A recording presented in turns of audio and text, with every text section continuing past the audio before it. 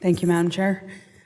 I just want to maybe pile on what Mr. Rosendale's been saying, but I introduced the C Act to try to help veterans in rural areas get their eyeglasses, and the way it's working right now isn't convenient for the veterans. It's also not saving tax dollars. It seems like we should have one or the other, but it's more expensive to send someone from a rural area to an urban area to get their glasses, and it's also less convenient for the veteran. The notes I got back from the VA on this are that the VA doesn't support this bill because it's not necessary for the intended outcome, and the VA could do this under the current authority. But the VA hasn't done it under the current authority.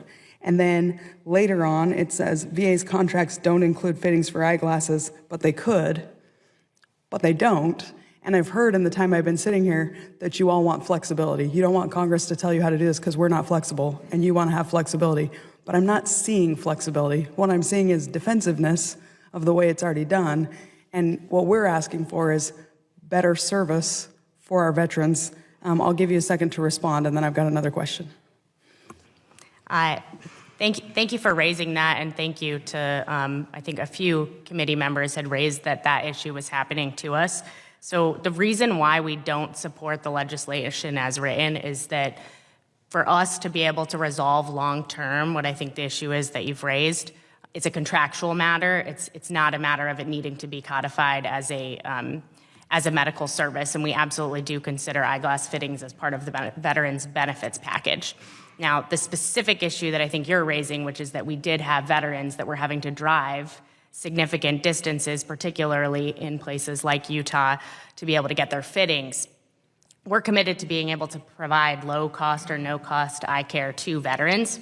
And so the way this process has worked historically is a veteran would get their eye exam through a vision provider within VA, or if they're eligible for community care, they would get that through the community. But we have a very competitively priced contract or set of contracts that allows us to procure the actual glasses. So we do that part in VA. So that's created a gap on the part at the end, which is where they get the fitting. We have addressed this in the short term and are working on the long-term fix to that. There's a few different ways we can do that. In the short term, we've made a modification to our standardized episode of care. There's a few of them for vision care, so that we are now able to pay for that through our community care network contracts. In the long term, it could make sense to do that through those contracts. It could also make sense to bundle it with the glasses through a different contract. So we're carefully weighing that right now. Okay, so I'm going to point out one more thing that was in the VA's response to this. One of the things we ask for in the bill is a report back from the VA within 180 days of what you're doing to respond to this.